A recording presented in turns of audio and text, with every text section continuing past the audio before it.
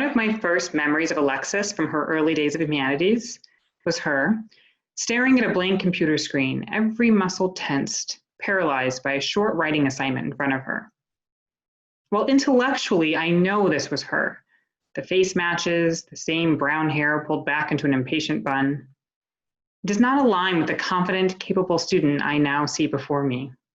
The student who I now find curled on the bench in front of the office, pen poised, head buried in a book overflowing with annotations. The student who creates art that speaks, who fervently discusses the themes she is developing in her essay with her classmates when she is stuck, no longer feeling paralyzed, only just not quite there yet.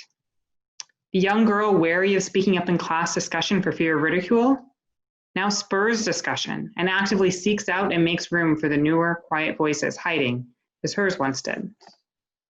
I know this true student, this learner, was always in Alexis. She'd already found this part of herself on the ice, taking risks, challenging herself, desiring to know more, to learn more. In the classroom, her curiosity bubbled out of her even when she didn't want it to. She wanted to hate Hamilton when we studied it last year, but could not help getting drawn in by the intricacies of language and ideas, and of course, music. She was sure Shakespeare was not for her, but was drawn into Macbeth's bloody struggles and the deeper questions of free will and fate. And step by step, she began to see in herself what the rest of us saw: a reader, a writer, a thinker, a learner. Watching Alexis discover this part of herself has been one of the true gifts of my teaching career. And an even greater gift is watching what she chooses to do with her growing confidence. Alexis does not stride ahead, impatient with those who have not caught her pace. As with new, uncertain skaters that she gingerly leads out onto the ice, Alexis holds the hands of her classmates who are not so sure, letting them know she sees the learner in them. There's new ice ahead for Alexis. She has not yet learned its contours or the feel of its texture under her blades, but she will strike boldly out onto it, confident in who she is and what she can do.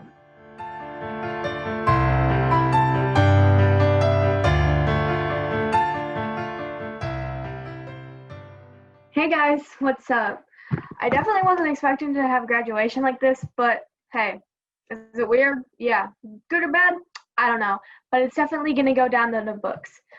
And obviously, we're not going to Israel this year, but at least Springfield was super, super fun. I've been going to Akiba for a total of 11 years now. I've been going to Akiba for the longest out of my whole grade. I'm the real OG now. Got that right. Pretty cool. Also, my mom, aunt, and uncle all went to Akiba, and now I'm going to the same high school as them too. I will be attending Morgan Park Academy, which is a private college prep high school. I also want to thank my grandma and papa for sending me to Akiba. My time here will always be with me. I'm super excited to go to high school, but it's really bittersweet leaving Akiba. I remember the day Miss Cass announced that school is going to be canceled for a while. And we all kind of were excited, just being like, yay, we're getting some sort of break, right? But little did we know that Akiba would be closed for the rest of the year. And I truly think if we all would have known in the moment that we wouldn't have seen each other again throughout the school year, I think we would have left so differently, We'd have hugged each other goodbye and everything and kind of had our official goodbye, but unfortunately that's not how it went. And I know Ajir wouldn't let me give her a hug, but I'll give her a nice handshake. So, yeah. So what am I taking away from Akiba? First off, I have to thank Miss Chipman so much for getting me into Hamilton, musicals, and Shakespeare. Shakespeare has always been one of my favorite projects to do, and I've always looked forward to it.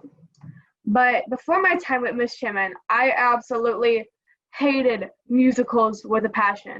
I thought they were the dumbest thing on earth, especially Hamilton, because back then I thought, Hamilton just trying to get kids into history, lame. But then the Hamilton project came around. Yeah, listen to my shot, and hey, it was actually super cool. I'm like, wow, they can actually rap? Whoa.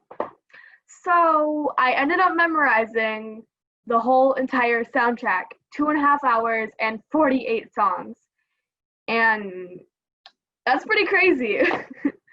So after about a year or so of me finding my love for Hamilton, me, my aunt, and grandma went to Hamilton, and I literally cried 5 times, and I absolutely sobbed. Like, I'm saying sobbed when Hamilton died.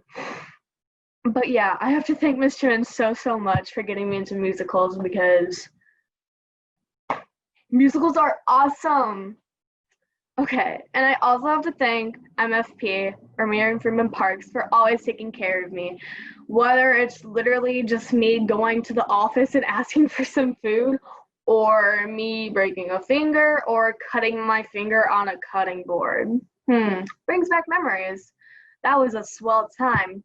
Talking about cutting boards, that brings me to science. First off, I want to say sorry to Miss Rotfeld for always breaking a beaker when she took the beakers out. Sorry. But I've always loved science, and I remember back in 5th or 6th grade looking at all the dollhouses. I couldn't wait for the dollhouse project. And it finally came around, and it's by far one of my favorite school projects that I've ever had to do. And shout out to Adira and Ezra Bader, who were in my group for the dollhouse project. And the project couldn't come out any better. I absolutely loved it. And I have to thank Mr. Amiel too for getting my math skills ready for high school and learning tons of stuff throughout the year. Sorry. And I always found it hilarious when we would get super sidetracked just on random topics.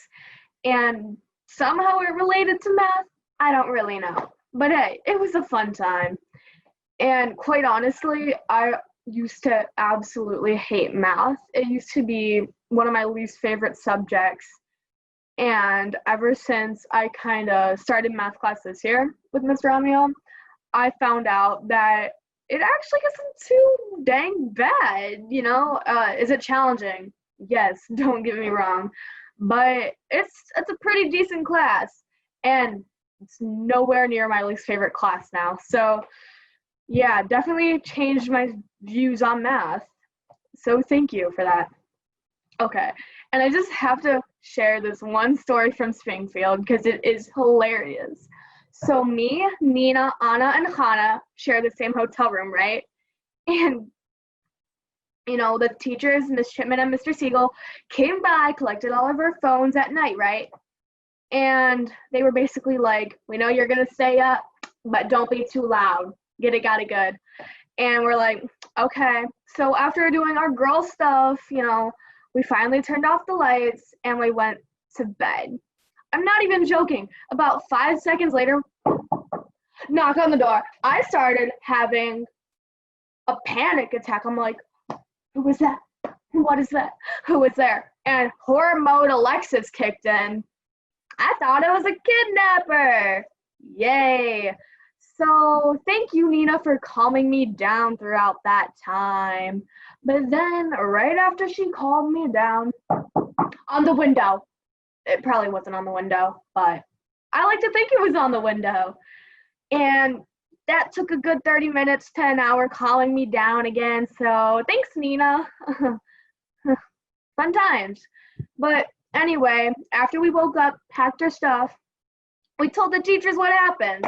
And we asked Mr. Siegel if he knocked on our door at night. It was like, yeah, you guys are being so loud. And I'm like, you are joking. You are actually joking. And we filled him in. And basically, more of the story is, don't mistake Mr. Siegel, a serial killer that's about to burst and go, here's Johnny. Fun times. But I really have to thank Miss Cass for the school year and making it super fun before and after Corona. And honestly, when I heard that online school, we had to do it, I'm like, oh, this is gonna be so lame. It was actually pretty nice. I mean, better than nothing. At least I had something to do with my days. And Color Wars turned out super cool. And I just had to throw it out. All 8 years that I've done Color Wars, never placed in the top 3. I'm very much so Irish, and I have the luck of the Irish, but not with Color Wars. Just not my luck. But thank you so much for being our principal, and you're an amazing principal. Thank you so much. But what I've mostly gained from Akiba is my confidence. And honestly, I used to be this little shy kid who used to hide behind my grandma's leg. And now I'm a social butterfly. Yay! And when people think I'm yelling, I'm just talking. But that's just me being loud. But I really have to thank all my teachers for me helping get my confidence, and I'm glad that I'm not that super shy kid anymore. Just one of the examples is in 7th grade in humanities, I could barely write a baby essay.